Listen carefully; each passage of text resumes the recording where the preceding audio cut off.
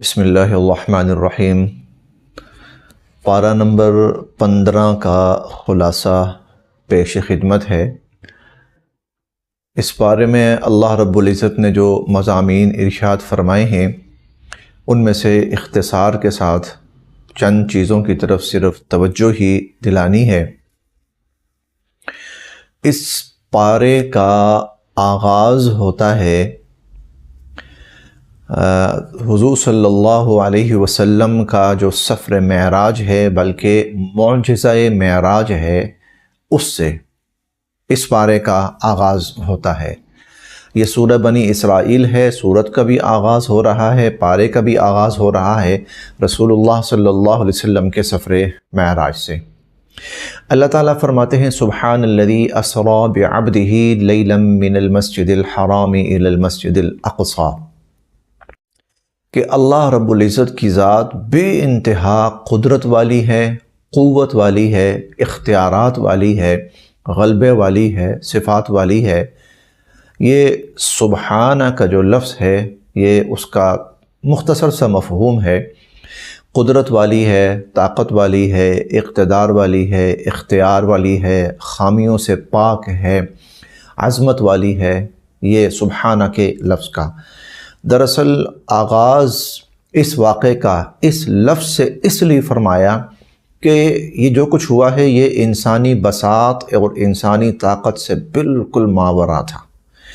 اگر اس کو انسانی بساط اور انسانی طاقت کے سانچے میں اور اس کے زاویے میں پرکھا جائے تو قطعاً اس کا انکار کیا جا سکتا ہے کہ ایک انسان کے لیے کیسے ممکن ہے کہ ایک رات کے انتہائی مختصر حصے کے اندر وہ سینکڑوں میل کا فاصلہ زمین کا طے کرے، پھر اس کے بعد زمین کے بعد اس کا جو معراج کا سفر ہے یعنی آسمان کی طرف کا، اور پھر صرف آسمان نہیں بلکہ پہلا آسمان، دوسرا، تیسرا، چوتھا، پانچواں، چھٹا، ساتواں آسمان، پھر ساتویں آسمان سے آگے سدرۃ المنتہا، ہمیں نہیں معلوم کتنی مسافت ہے، یا تو اللہ جانتے ہیں یا اللہ کے نبی جو ہو کے آئے ہیں وہی جانتے ہیں۔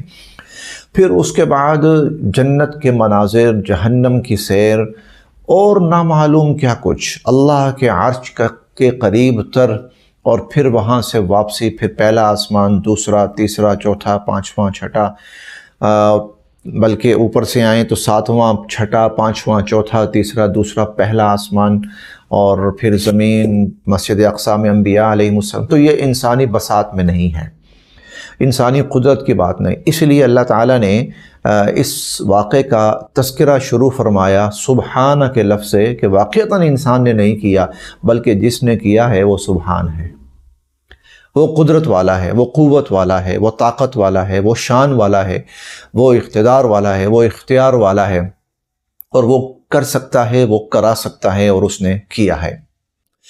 اسی لیے جب آپ صلی اللہ علیہ وسلم تشریف واپس لائے معراج سے، رات گزر گئی، صبح ہوئی، تو آپ نے مشرکین کے سامنے اس کا اظہار فرمایا کہ اللہ رب العزت نے مجھے رات کے ایک انتہائی مختصر اور قلیل ترین وقت کے اندر مجھے یہ سارا سفر کروایا۔ اب ظاہر ہے کہ یہ بات ان کی عقل میں کہاں آنے والی تھی، تو بڑے ہنسے، مذاق اڑایا۔ ابو جہل سوچنے لگا کہ اس سے اچھا موقع کیا ہوگا، حضور علیہ الصلوۃ کے سب سے قریبی ساتھی ہیں ابو بکر رضی اللہ تعالی عنہ، تو میں ان کو آج جا کے بتاتا ہوں۔ یہ تو ایسی بات ہے کہ جس کا تو ابو بکر بھی انکار کر دیں گے، وہ بھی کہہ دیں گے کہ یہ نہیں ہو سکتا، یہ جھوٹ ہے۔ چنانچہ اپنی طرف سے بڑی عقل سمجھ بوجھ کے ساتھ، بڑی دانائی کے ساتھ ابو جہل پہنچا ابو بکر صدیق رضی اللہ عنہ کے پاس اور کہنے لگا آپ کو پتہ ہے آپ کا ساتھی کیا کہہ رہا ہے؟ جی نہیں، مجھے تو نہیں معلوم۔ وہ کہہ رہا ہے کہ وہ رات کے تھوڑے سے حصے میں وہ پہلے مسجد اقصی گئے، پھر وہاں سے ایک آسمان، دوسرا، تیسرا، چوتھا، پانچواں، چھٹا، ساتواں آسمان، سدرۃ المنتہا، اللہ کے عرش کا قرب، جنت، جہنم۔ تو سیدنا ابو بکر رضی اللہ عنہ پوچھنے لگے کہ یہ بتائیے کہ واقعتاً انہوں نے کہا ہے؟ تو اس نے کہا ہاں بالکل، چلو میرے ساتھ، ابھی جا کے خود سن لو۔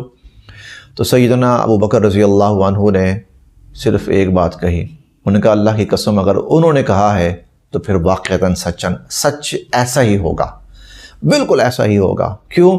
اس لیے کہ اللہ رب العزت روز ان کے پاس جبرائیل امین کو وہاں سے بھیجتے ہیں، تو اگر آج ان کو بلا لیا تو کون سی بڑی بات ہے؟ سبحان اللہ۔ اس لیے سبحان الذی اسری بعبدہ، اللہ نے اپنی قدرت کاملہ سے رسول اللہ صلی اللہ علیہ وسلم کو معراج کا معجزہ عطا فرمایا، اور اس کے جتنے سفر ہیں اللہ نے اپنی قدرت سے کروائے۔ ایک مضمون اس پارے کا ابتدائی مضمون یہ ہے۔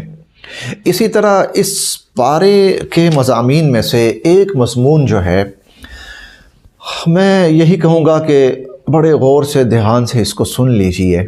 قرآن کی آیت ہے، میں وہ بھی آپ کے سامنے پڑھے دیتا ہوں اور مختصر سا اس کا مفہوم بھی عرض کیے دیتا ہوں۔ آنکھیں کھولنے والا اور جھنجھوڑ دینے والا مضمون ہے، اور انسان کو سمجھا دینے والا اور اس کے لیے سیدھا راستہ متعین کرنے والا مضمون اور آیت ہے۔ اللہ تعالیٰ فرماتے ہیں وَكُلَّ إِنسَانٍ أَلْزَمْنَاهُ طَائِرَهُ فِي عُنُقِهِ وَنُخْرِجُ لَهُ يَوْمَ الْقِيَامَةِ كِتَابًا يَلْقَاهُ مَنشُورًا۔ قیامت کے دن ہم انسان کو جب نکالیں گے نا قبر سے اور حشر کے میدان میں لائیں گے، تو ہم اس کی جو کتاب ہے وہ اس کے گلے میں لٹکا دیں گے، اور ہم اسے کہیں گے اقرأ کتابک، اپنی کتاب خود ہی پڑھ لے، کفا بنفسک الیوم علیک حسیبا، اپنا حساب کرنے کے لیے آج تو خود ہی کافی ہے۔ یہ کتاب کیا ہے؟ یہ کتاب انسان کا نامہ اعمال ہے۔ نامہ اعمال کیا ہے؟ اللہ تعالیٰ نے ہماری پوری زندگی کا کامل، مکمل، کمپلیٹ ریکارڈ جمع کرنے کے لیے دو فرشتے متعین فرمائے ہیں ہمارے ساتھ۔ ان کو کرامن کاتبین کہا جاتا ہے، اور وہ انسانی کندھوں کے اوپر اللہ کی قدرت سے، اللہ کے حکم سے اور اللہ کی ترتیب کے مطابق موجود ہیں۔ ان کے بارے میں اللہ تعالیٰ فرماتے ہیں ما یلفظ من قول الا لدیہ رقیب عتید، انسان اپنے منہ سے ایک لفظ بھی نکالتا ہے نا تو یہ فرشتے بالکل تیار بیٹھے ہوتے ہیں، یہ اس کے منہ سے نکلا ہوا ہر لفظ لکھتے ہیں۔ انسان کے منہ سے نکلا ہوا ہر لفظ یہ نوٹ کرتے ہیں۔ اور حضور علیہ الصلوۃ والسلام یہاں تک فرماتے ہیں کہ انسان بسا اوقات دن بھر میں ایسی باتیں کرتا ہے جو کوئی اتنی آپ کہہ لیں حساب کتاب والی نہیں ہوتی، یعنی ان کے اوپر نہ تو کوئی سزا ہوتی ہے نہ جزا ہوتی ہے، روٹین کی گفتگو ہوتی ہے۔ جیسے گھر والے پوچھتے ہیں کسی سے آپ نے کھانا کھا لیا ہے، وہ کہتا ہے جی ہاں میں نے کھا لیا ہے۔ اب یہ ایسی بات چیت ہے کہ اس کے اوپر کوئی حساب کتاب نہیں ہے، روٹین کی گفتگو ہے، یہ کام ہو گیا جی ہو گیا ہے، کھانا کھا لیا ہے جی کھا لیا ہے، سامان فلاں جگہ رکھ دیا ہاں جی رکھ دیا۔ لیکن چونکہ منہ سے نکلا ہے تو فرشتوں کی ڈیوٹی ہے کہ لکھو، تو فرشتے لکھ رہے ہیں۔ لیکن جب رات ہوتی ہے تو اس قسم کی غیر ضروری جو گفتگو جس کے اوپر کوئی حساب کتاب نہیں، فرشتے اس کو مٹا دیتے ہیں، وہ محو ہو جاتی ہے۔ باقی انسان جب بالغ ہوتا ہے اس وقت سے لے کر موت تک فرشتہ اس کے منہ سے نکلا ہوا ایک لفظ، ایک جملہ نوٹ کرتا ہے، اور اس کے ایک عمل کو نوٹ کرتا ہے۔ انا کننا نستنسخ ما کنتم تعملون، جو کچھ تم کر رہے ہو نا ہم لکھوا رہے ہیں، فرشتوں کے ذریعے لکھوا رہے ہیں۔ تو اندازہ لگائیے کہ اللہ تعالیٰ کی طرف سے کتنا منظم، کتنا مربوط اور کتنا مربوط بھی اور مضبوط بھی انتظام ہے ہماری مانیٹرنگ کا، اور ہمارے ایک عمل اور ایک لفظ اور ایک جملے کے ریکارڈ کا۔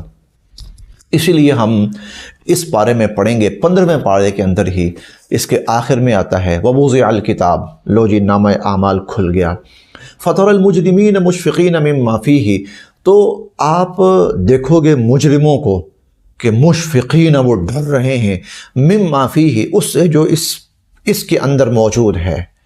وہ نامہ اعمال میں جو کچھ موجود ہے مجرم اس کی وجہ سے ڈر رہے ہیں۔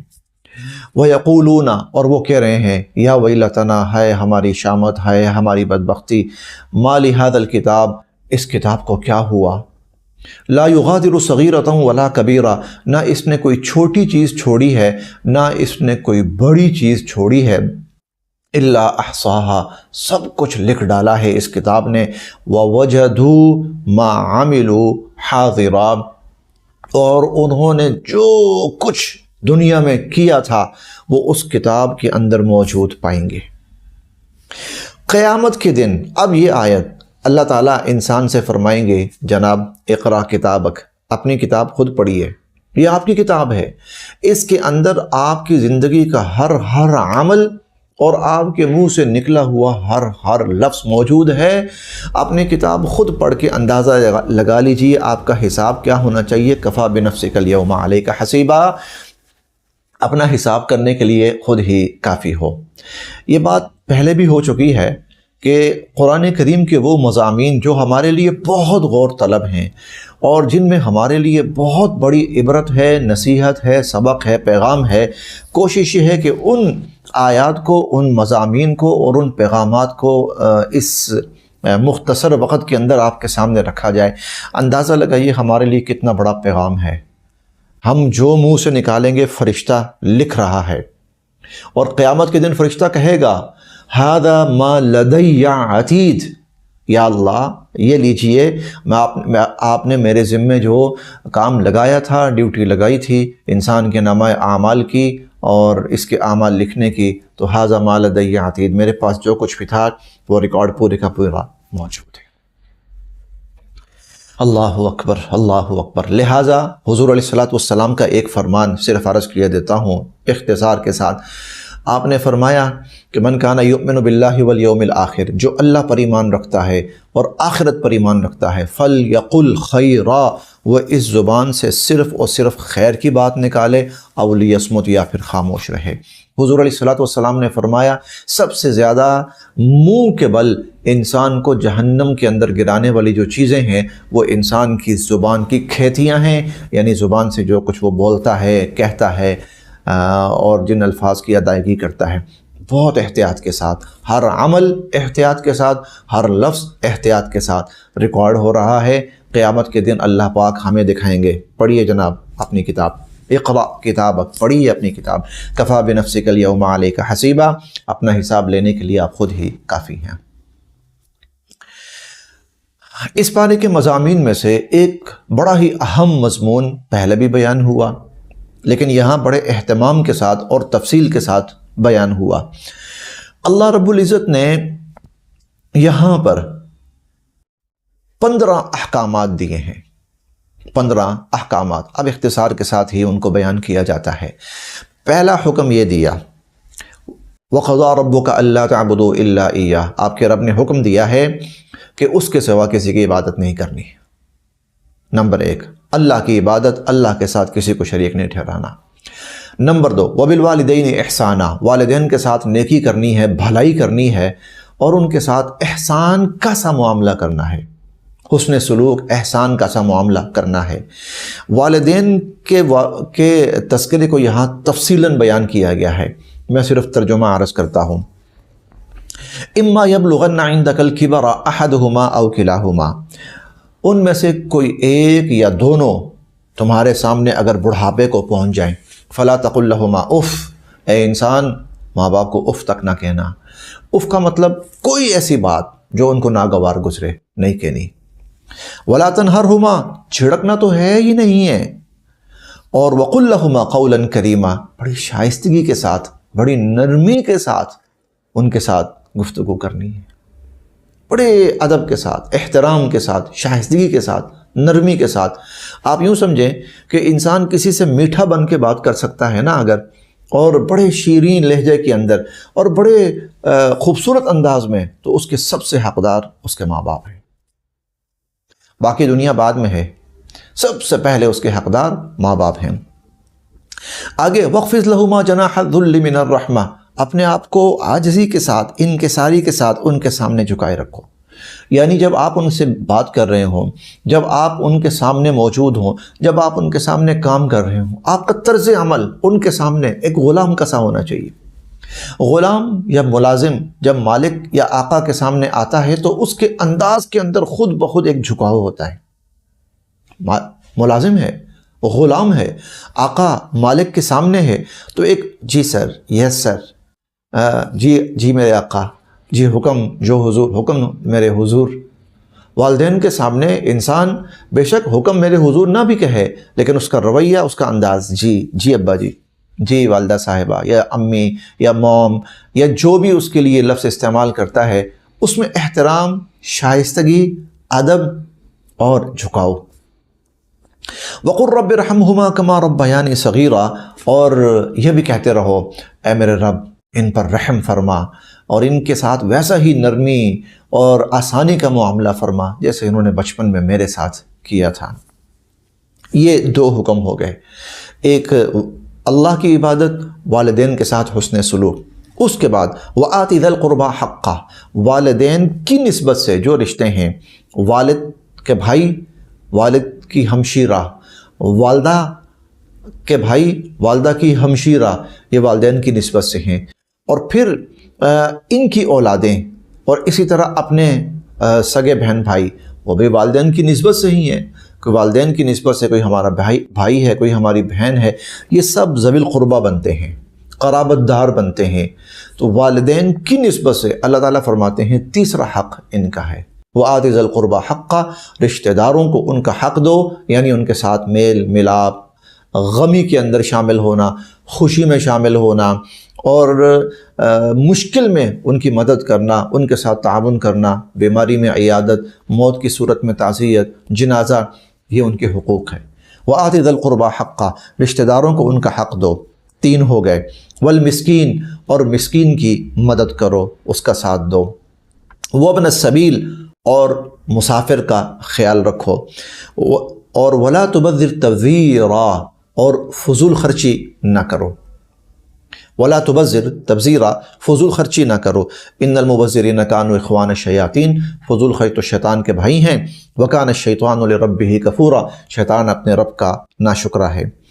اما تعرضن عنہم ابتغاء رحمت من ربک ترجوہا فقل لہم قولا میسورا، کوئی غریب آیا ہے لینے کے لیے، مدد کر دیں، یہ تعاون کر دیں کچھ، یا رشتہ دار آیا ہے، آپ کے پاس اس وقت دینے کو کچھ بھی نہیں ہے، لیکن امید ہے چند دن تک کچھ نہ کچھ آپ کے پاس آ جائے گا، تو اللہ تعالیٰ فرماتے ہیں شائستگی کے ساتھ ان کو ڈیل کرو، شائستگی کے ساتھ، اس انداز میں کہ ابھی تو کچھ نہیں ہے، اگر چند دن کے بعد آپ آ جائیں یا چند دن انتظار کر لیں تو انشاءاللہ جو مجھ سے ہو پائے گا میں کروں گا آپ کے ساتھ۔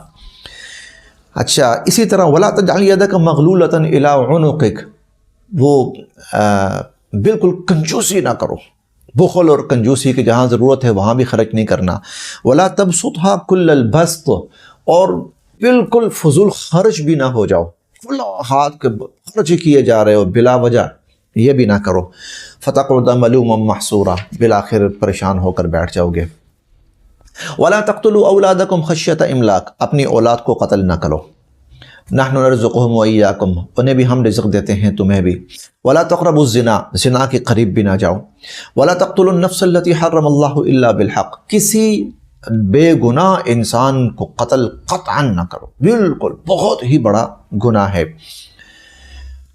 اور ولا تقربوا مال اليتيم الا بالتي هي احسن، یتیم کے ساتھ حسن سلوک کرو، اس کا مال ہڑپ کرنے یا اس کو نقصان پہنچانے کی کوشش نہ کرو۔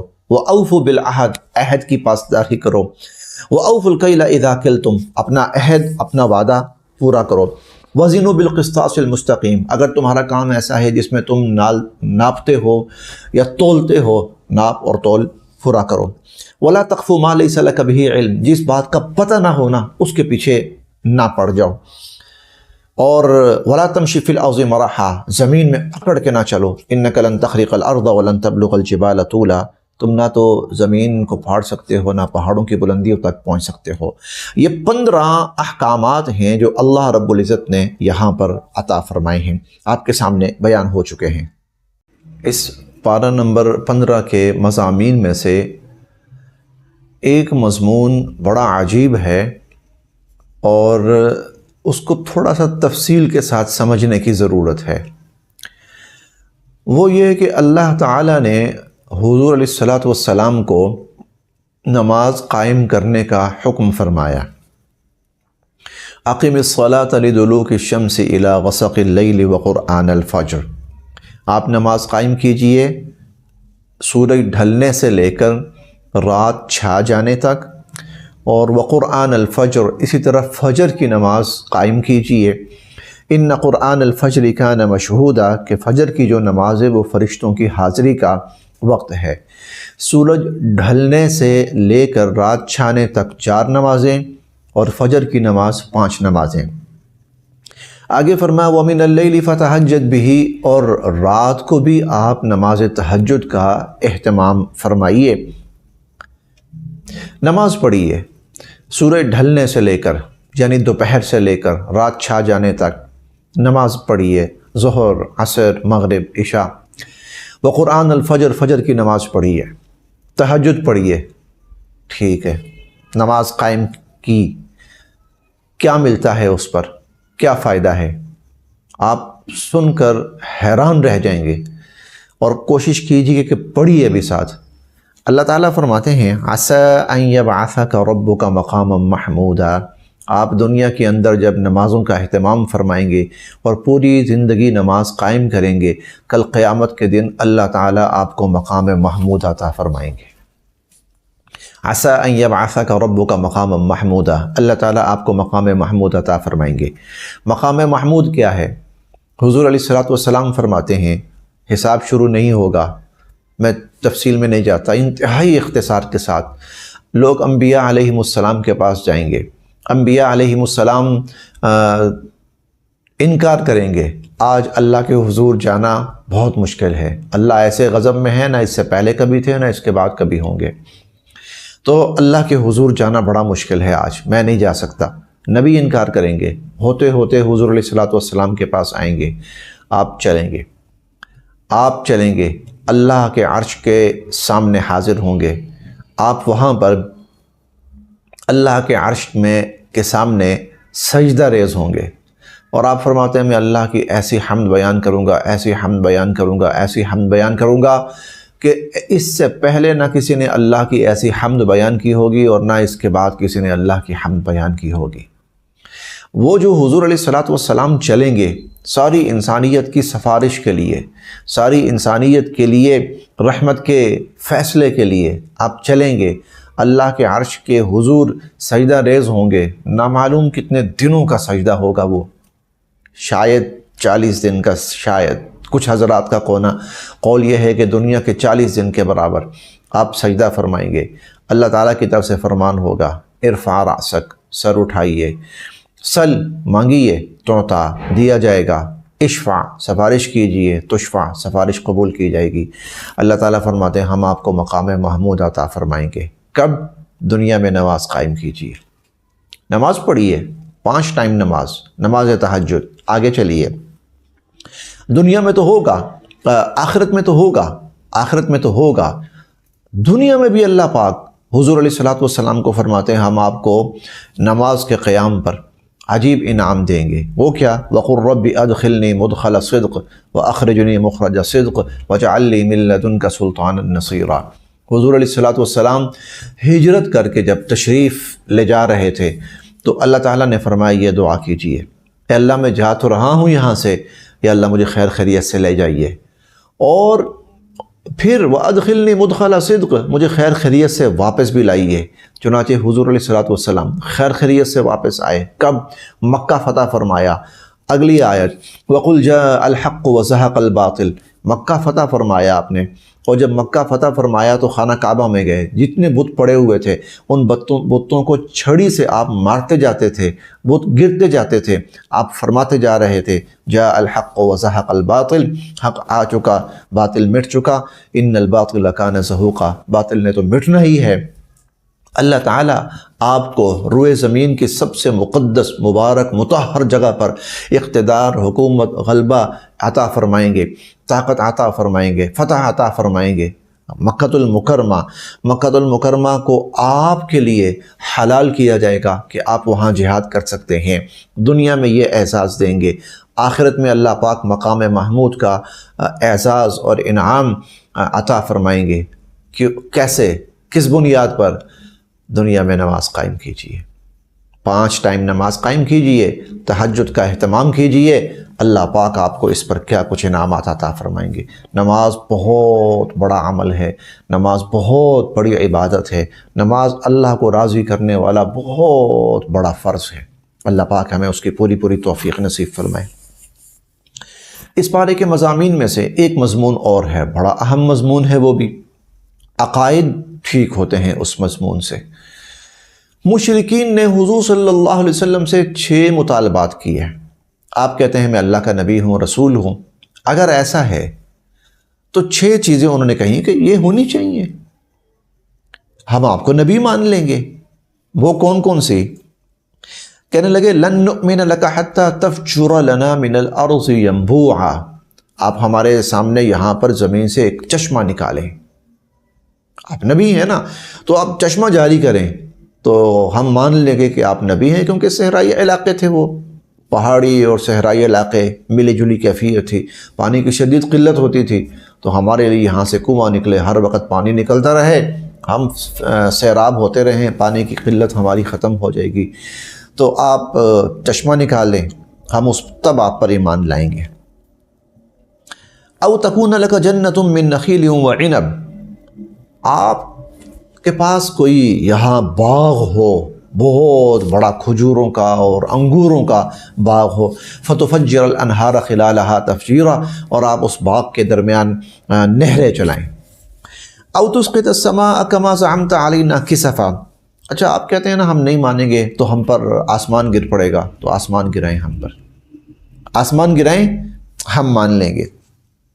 او تأتی باللہ والملائکۃ قبیلا، آپ کہتے ہیں نا فرشتہ آپ کے پاس آتا ہے، آپ اللہ سے آپ کے پاس وحی آتی ہے، فرشتہ اللہ تعالیٰ کی طرف سے آپ کے پاس آتا ہے، ہم تب مانیں گے کہ جب فرشتے کو اور اللہ کو ہمارے سامنے حاضر کریں آپ۔ او تکون لک بیت من زخرف، یا پھر آپ نبی رسول ہونے کا دعویٰ کر رہے ہیں تو آپ کا کوئی گھر ہونا چاہیے سونے چاندی کا، کوئی مذہب بھی تو آئے۔ او ترقی فی السماء، یا آپ ہمارے سامنے آسمان پہ چڑھ کے دکھائیں، آپ کہتے ہیں نا میں آسمان پہ گیا ہوں، تو ہمارے سامنے آسمان پہ چڑھ کے دکھائیں۔ وَلَن نُؤْمِنَ لِرُقِيِّكَ حَتَّى تُنَزِّلَ عَلَيْنَا كِتَابًا نَقْرَؤُهُ، اور صرف چڑھنا کافی نہیں ہے بلکہ ہمارے نام کے خط اور ہمارے نام کی کتابیں لے کے آئیں اور ہم ان کو خود اپنی آنکھوں سے پڑھیں۔ یہ 6 مطالبات انہوں نے کیے، ہمارے سامنے یہ کر دیں، ہم آپ کو نبی مان لیتے ہیں، ہم آپ پر ایمان لے آتے ہیں۔ اللہ تعالیٰ نے فرمایا حضور علیہ الصلوۃ والسلام سے قل سبحان ربی، آپ کہیے ہاں میرا رب کر سکتا ہے ایسا، میرا رب ایسا کر سکتا ہے۔ حل کنت الا بشرا رسولا، بھائی میں تو ایک انسان ہوں اور ایک رسول، یہ تو رب کے کام ہے، میرے کام تھوڑے، یہ تو رب کے کرنے کے کام ہیں کہ وہ آسمان پر لے جائے، وہ آسمان سے اتارے، فرشتوں کو اتارے، سونے چاندی کے گھر بنائے، اللہ کی قوتیں ہیں، اللہ کی قدرتیں ہیں، اللہ چاہے تو کر سکتا ہے۔ جہاں تک تعلق ہے میرا، تو میں تو انسان ہوں اور رسول کا کام ہوتا ہے اللہ کا پیغام انسانوں تک پہنچانا۔ بتاؤ اللہ کا پیغام تم تک پہنچایا یا نہیں پہنچایا؟ تو اس سے معلوم کیا ہوا کہ معجزات کا جو ظہور ہوتا ہے نبی کے ہاتھ پہ ہوتا ہے، اس کے نبی ہونے کی علامت ہوتی ہے، لیکن وہ معجزات جو ظاہر ہوتے ہیں اللہ کے حکم سے ہوتے ہیں، اللہ کے اذن اور اللہ کے حکم اور اللہ کے فیصلے سے وہ معجزات ظاہر ہوتے ہیں۔ اس کے بعد سورہ شروع ہو رہی ہے، سورہ الکہف، قرآن کریم کی انتہائی اہم ترین صورتوں میں سے سورہ الکہف۔ یہ 15ویں پارے میں ہے اور اس کا کچھ تھوڑا سا حصہ 16ویں پارے میں ہے۔ چونکہ ہمارا جو یہ خلاصہ قرآن ہے 15ویں پارے کا کافی تفصیلی ہو چکا ہے، اس لیے جو سورہ الکہف کا بقیہ حصہ رہ گیا 15ویں پارے کا، وہ انشاءاللہ 16ویں پارے کے ساتھ آپ حضرات کی خدمت میں پیش کیا جائے گا۔ اللہ تعالی ہم سب کے لیے عمل کی راہیں آسان فرمائے۔